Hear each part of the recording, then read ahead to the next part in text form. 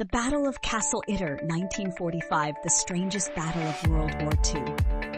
Schloss Itter, a medieval castle in Austria, was being used by the Nazis as a prison for high-profile French prisoners. The prisoners included former prime ministers, generals, and political leaders such as Paul Reynaud, former French prime minister, Édouard Daladier, who signed the Munich Agreement with Hitler, Maurice Gamelin, commander-in-chief of the French army in 1940, Jean Barotra, famous French tennis champion. The prison was under SS control, and as the war neared its end, the prisoners feared they would be executed rather than liberated. On May 4th, 1945, Captain Jack Lee, an American tank commander from the 12th Armored Division, learned of the VIP prisoners' plight.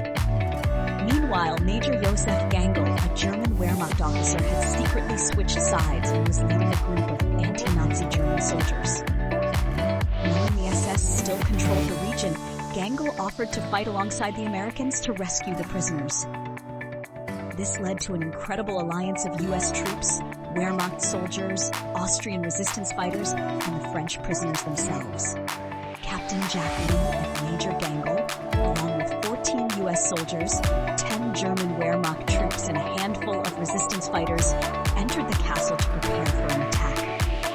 They were heavily outnumbered, facing nearly 150 Waffen-SS troops who were fanatically loyal to Hitler.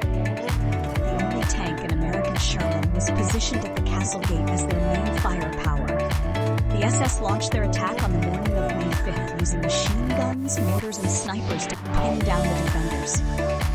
A small group of defenders fought back ferociously, using whatever weapons they had. Even the French prisoners grabbed guns and started fighting alongside their rescuers.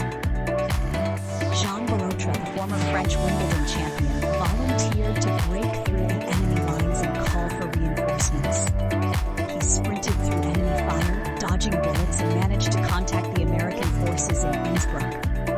Reinforcements were sent, but the defenders had to hold out for hours before help arrived. Just as the defenders were running low on ammunition, a column of U.S. tanks and troops arrived. The SS troops were crushed, with many killed or captured. The battle was over by late afternoon, making it one of the last engagements of U-2 in Europe. The French prisoners were rescued and later returned to France. Major Josef Gangl, the German officer who had fought with the Americans, was killed by a sniper during the battle. He was posthumously honored as a hero in Austria. Captain Jack Lee was awarded the Distinguished Service Cross for his bravery. The battle remains one of the most bizarre and unique moments in military history, a time when enemies became allies to defeat a greater evil. The battle was largely forgotten for decades, but has gained recognition in recent years. The story was the subject of the book The Last Battle by Stephen Harding. A movie adaptation is in development, bringing this incredible moment in history to a wider audience.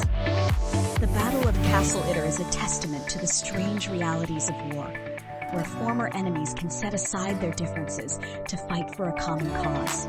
This was not just a battle. It was a moment of unity in the final days of one of history's deadliest conflicts.